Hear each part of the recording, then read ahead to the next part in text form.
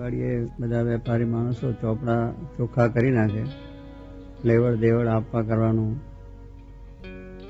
કાળું ધોળું જે કંઈ કરવાનું હોય બધું ચોખ્ખું કરવું પડે. એટલે ચોપડા ચોખ્ખા કરવા માટે આપણે પૂજન કરીએ છીએ કે ભાઈ હવે અમારા વર્ષનું આટલું આવ્યું આટલું ગયું, હવે નવા વર્ષે સારો લાભ થાય અને ભગવાન રાજી થાય. એ ચોપડા પૂજન આપણે બહુ સારી રીતે કાલે થઈ ગયું વિધિસર, અને એ રીતે આપણે ચોપડા થયા છે. પણ જેમ કહ્યું કે રામજી ચોપડા ચોખ્ખા રાખે. કોણ રાખે? રામજી રાખે, આપણે કંઈ લેવા દેવા નહીં. રાખવાના ચોપડા એમને છે ચોખ્ખા, કે આપણે કેટલા આગા પાછા થયા છે, કેટલા આપણે સારા થયા છે.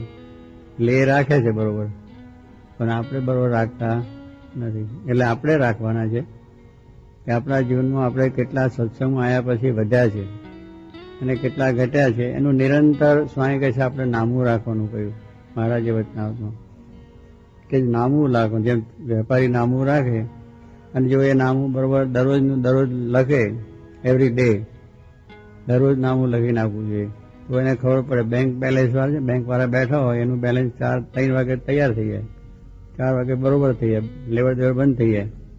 એટલે બરોબર કમ્પ્લીટ કરીને પછી એને બંધ કરીને જવાનું કે આજે કેટલા ચેકો આવ્યા, કેટલા વટ્યા, કેટલા ગયા, કેટલા આવક થઈને, કેટલી જાવક થઈને, એ બધું કમ્પ્લીટ કરીને વ્યવસ્થિત કરીને જાય. જો એક દિવસ મોડો થાય તો પછી એને ગોટાળો થાય અને એમાં મુશ્કેલી પણ થાય. બધું વધારે નામું જો ચડી જાય તો માણસને કંટાળો હોય, પછી વરસ દાડા હતી એને એમને એમ ચલાવી રાખે તો પછી શું થાય? આખરે વર્ષે એને કંઈ ખબર ના પડે કે હું કેટલું મારે નફો થયો ને કેટલું આપણે આ પ્રમાણે વકરો થયો ને કેટલો વેપાર થયો ને એવું કશી જ ખબર ના પડે. અને એ રીતે પછી જુવા બેસે તો 25 લાખનું દેવું નીકળે. પછી કે પાઘડી ફેરવો, ટોપી આમની આમ મૂકી દેવી પડે, બેંક કરપ્ટ કરવાનો વખત આવે. કારણ કે નામું એને બરોબર દરરોજનું લખ્યું નથી. માટે દરરોજનું દરરોજ જો લખે તો એને ખબર પડે કે હું ક્યાં છું, મારો કેટલો વેપાર છે, એમાં કેટલો નફો થયો છે, કેટલો લાભ થયો છે, કેટલો થયો છે. પછી આપણે જેમ કહે છે ને કે પેલા કબરગંજ વેપારી હોય એને ખબર ના હોય, જેટલો વકરો એટલો નફો માનીને જો કામ કરે તો દેવાળું જ કરવાનું ને. વકરો એટલો કંઈ નફો કહેવાય નહીં, એમાં બધું કેટલા ખર્ચા કરવા પડે, કેટલી બધી આપણું બિલ કઈ આવ્યા હોય, બધું ઘણું જાતનો ઘરનો ખર્ચો હોય, વેપારનો, ટેલિફોનનો, એક્શનનો, પછી વ્યાજ ભરવાનું, હપ્તા ભરવાનું, આ છે તે છે, બધું જાતનું જોવું પડે. વકરો એટલો નફો એટલે પછી તો તળિયા ઝાટક થઈ જાય. અને જો એ નામું બરોબર નથી તો એને દુઃખ આવે, એને અશાંતિ થાય અને મુશ્કેલી થાય વ્યવહારની દ્રષ્ટિએ. એમ આપણે આધ્યાત્મિક રીતે પણ આ એક આપણું નામું રાખવાનું વાત છે. મહારાજે કહ્યું કે આપણે સત્સંગમાં આવ્યા છે ત્યારથી આપણે નામું રાખવાનું. દરરોજ આપણે જોવાનું કે આપણે આજે કેટલી ભક્તિ થઈ, કેટલો સત્સંગ થયો, કેટલી કઈ રીતની આપણે મહારાજને આપણને રાજી કર્યા. આવું એક નામું પણ આપણે રાખવું જોઈએ. અને બીજી વાત પણ જોઈ જોઈએ કે આપણે કેટલું આજે સત્સંગમાં અવગુણ આવ્યો, કોઈનો દ્રોહ થયો, કે આપણાથી ખોટું થયું, કે આપણાથી આ ભૂલ થઈ, એ પણ નામું રાખવું છે ને. એક સાઈડ નહીં, 2 સાઈડ રાખવું પડે. જમાનું ઉધાર 2 રાખવું પડે. એકલું જમા બતાવીએ તો પછી ઉધાર ગયું હોય એ પાછું ખબર ના પડે. એ તો બધું પાછું કેટલું આપવું પડે. આપણે જમા આવ્યું એના કરતાં 4-10 ગણું આપવાનું થતું હોય ઉધારમાં. તો એ 2 વસ્તુ જોવાની છે આપણે, કે આપણામાં રહેલા અવગુણો છે અને આપણામાં રહેલા જે સદગુણો છે કેટલા વૃદ્ધિ પામે છે ને પેલા કેટલા ઓછા થાય છે.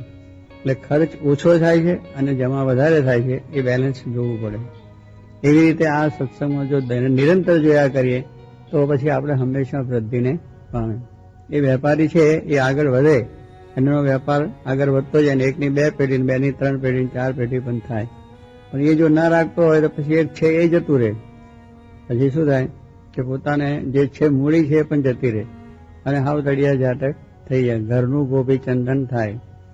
ત્યાંથી દેશમાંથી પૈસા લઈને આવ્યા હોય બધું વેચી કરીને, અને એ પછી જાય બધા. એટલે ઘરે હાવ ખાલી થઈ ગયા, ત્યાં પછી જમીન ન હોય, જાગીર ન હોય, મકાન ન હોય, કશું જ ના હોય. એ બધું કરીને અહીંયા આવીને બધું પાછું આવું કર્યું તો પછી 2 ના રહ્યા ત્યાં અહીંના ધોબીનો કૂતરો ઘરનો નહીં, ઘાટનો નહીં. અને ઘરનું ગોપીચંદ એટલે ત્યાંથી જે લાયા એ પણ અહીંયા જતું. જો બરોબર ધ્યાન ના રાખ્યું એટલે. ધ્યાન જો રાખે તો વધે જ માણસ. પોતે જે માણસ બરોબર દરરોજનું ધ્યાન રાખીને બરોબર મહેનત ને પુરુષાર્થ કરે છે તો એ થાય છે. પણ આવક કરતા આવક ખર્ચા વધારે કરી નાખીએ તો મુશ્કેલી થઈએ, તો એ પણ બરોબર ધ્યાન રાખીએ તો એ પ્રમાણે થાય તો ઘરનું ગોપીચંદન જાય. એક બ્રાહ્મણ હતો, એ ભિક્ષા માગવા દરરોજ જાય. હવે ભિક્ષા માગવા જાય તેને બીજાને બીજું તો કંઈ હોય નહીં, ગોપીચંદન ઓલું તિલક ગોપીચંદન આવે ને માટીનું એ હોય, આપણે જેમ ચંદનનું તિલક કરીએ એ ગોપીચંદન એ તિલક કરવાનું એક એવું બધું એની પાસે હોય. અને એ દરરોજ તિલક ચાંદલો કરી અને બધું ગોપીચંદન તિલક કરીને ગામમાં ભિક્ષા માગવા જાય. ભિક્ષા માગતા માગતા પછી એક વખત એક વાવમાં પાણી પીવા માટે ગયો. એટલે પાણી પીવા ગયો તો વાવની અંદર પૂરું એક અર્ધનનું ગચ્ચું સોનાનું જોયું, રાણા. આપણે દાદાએ ઓલી સોનાની ઈંટ જોઈ ને એટલે સહેજે લોભાય ને, કારણ કે સોનીને સોનું દેખે એટલે જરા મન લલચાય. એટલે એવી રીતે આ ભાઈ બ્રાહ્મણ હતા અને આવું મોટું સરસ રીતે જોયું. એટલે જોયા પછી એને થયું કે આ બહુ સારું છે, હવે તારે લઈએ.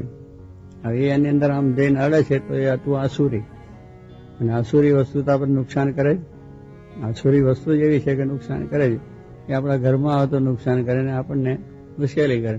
એટલે આમ આમ જે આમ લઈને લેવા જ ગયો ને એમાં હાથ ચોંટી ગયા. હવે હાથ ઉખડે કેવી રીતે બિચારા, આમ લેવા તો ગયો, પકડ્યું તો ખરું એને હાથથી, પણ એ હાથ પછી ઉખડે નહીં ત્યાંથી. પેલો તો ઘણી મથામણ કરી કે છૂટે તો સારું, છૂટે તો સારું. અને બીજી રીતે આમ પાથડિયા મારે કે આને જાળીને નીકળી જવું, પણ અહીંથી બિલકુલ છૂટે નહીં. પછી એને કહ્યું કે આ તું ગમે એટલો કહે છે છૂટે નહીં, તારે જો છૂટવું હોય તો તારી પાસે જો કંઈ હોય તો અંદર મૂક, તો પછી આ છૂટી જશે. એટલે મારે પૈસો તો છે નહીં, મિલકત કોઈ જાતની છે ને, આ ગોપીચંદન છે એટલે મૂકી દઈએ. એટલે તિલક કરવાનું ગોપીચંદન લઈ અને આમ મૂક્યું બીજા હાથે. એટલે પેલો હાથ પછી છૂટી ગયો. અને પછી બ્રાહ્મણ ઘર ભેગા થઈ ગયા, કે જીવતા રહ્યા ને કે મરી જતા, સોનું લેવા જતા. એટલે શું કહ્યું, ઘરનું ગોપીચંદન કહ્યું. એમ ઘરનું ગોપીચંદન એટલે આ રીતે કે બીજું કઈ નતું, ગોપીચંદન જેવું પણ એને ખોવું પડ્યું.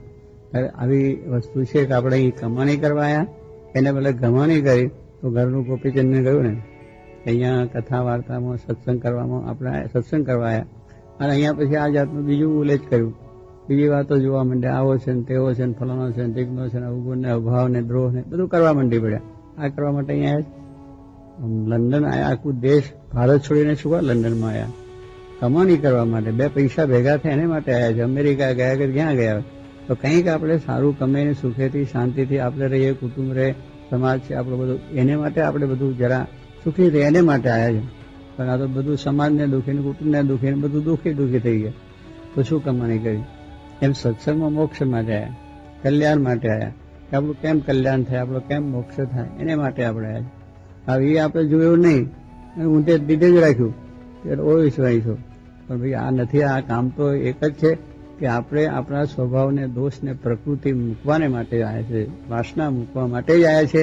આપણે કોઈના ધણી નથી, એના ધણી ભગવાન છે. એના દોષ હશે, એની ભૂલો હશે, ભગવાન જોનારા છે, એની શિક્ષા કરનારા છે. આપણે આપણું જોવા માટે આવ્યા છે. આપણે આપણું નામું રાખવું, બીજો વેપારી તું રાખો, તમે રાખો, એમાં હું તમને ફાયદો કરો. બીજા વેપારીનું નામું તમે જુઓ, એને શું વપરાનો લાભ થયો, એમાં તમને શું લાભ છે, તમારું જોઈ લો. તમને લાભ ખોટ છે તો એની અંદર લાભ થાય, પણ બીજાનું જો આમ જવું આપણું જતું રહે, અને બીજાના ગુણ આપણામાં આવી જાય. બોટાદના આપણે ભગા દોશી શિવલાલ શેઠ, જે ગુણાતાંશના શિષ્ય કહીએ છીએ, શિવલાલ શેઠ બહુ લાખોપતિ હતા, અને આપણે એની વાત ઘણા વખત સાંભળી છે શિવલાલ શેઠની. અને એવા એ ભક્તરાજ હતા શિવલાલ શેઠ. અને દરરોજ મહારાજની સ્વામીની આજ્ઞાથી હવાર પૂજા, મહાપૂજા, અરે બોલું માનસી પૂજા કરે, મહારાજનું ધ્યાન કરે, એ કલાક 2 કલાક કરે, વાંચે કરે, તો સવારે 2-3 કલાક તો એનું ધ્યાન ભજનમાં થાય, નહીં ધોઈને બેઠા પછી. અને એમાં પછી બીજું કંઈ કરવા નહીં, ટેલિફોને લેવા નહીં, કંઈ વાતે નહીં, ચીતે નહીં, પછી 2-3 કલાકનો પ્રોગ્રામ હોય એ બરોબર રીતે કરી અને પછી નાહી ધોઈ અને પછી ઓફિસે આપણે શું દુકાને જવાનું, વેપાર ચાલુ કરવાનો, અને બધું તે ઘડી વેપાર બરોબર પાછો કરે, એમાં વાંધો નથી. પણ આ એક ટાઈમ એમનો બરોબર રહેનો કે દરરોજ માળા કરવાની, એટલે નિયમ પ્રમાણે માળા થઈ જાય, કે પોતાને જે નિયમ હોય કે 51 માળા, 100 માળા કે 100 માળા જે નિયમ હોય કે આટલું વાંચવાનું છે, વચના બીજું તે એવું નિયમ હોય તો એ પણ વંચાઈ જાય, એ પાછું નામું ચડે નહીં. એટલું દરરોજને દરરોજ થઈ જ જવું જોઈએ. આપણે નથી થતું કે આપણે વાત તો કરીએ પણ પાછું બીજા કામમાં ત્રીજા કામમાં બોલીએ તો લોચો વાગી જાય. એ તો પાછું કરી જ નાખવાનું, કારણ જેટલું આપણે નિયમ છે એટલું નિયમ આપણે કરી જ નાખીએ. જેમ તમે દુકાનમાં છો, ધંધો કરતી ઘડે બીજું કરતા, કે છોકરો ભણતો હોય તો આટલું લેસન છે, આટલું હોમવર્ક મારે કરવાનું છે, કરી નાખે તો પાસ થઈ જાય, ના થાય તો થઈ જાય. તેમ એ પણ દરરોજ એવા નિયમિત હતા એ નિયમિત રીતે બધું ચાલે. ધંધા વખતે પણ 5-6 કલાક ધંધો એટલે ધંધો, એ પણ નિયમ પ્રમાણે જ કરવાનો. એ વખત પછી બીજું આડું અવળું નહીં. અને નવરા થયા તો ભજન, ભક્તિ, સત્સંગ જે હોય, બાકી ઘરનું જે હોમવર્ક હોય એટલે કે રહેવાનું કંઈ થોડું હોય એ પણ સંભાળે, તો બધું નિયમિત રીતે થતું હોય.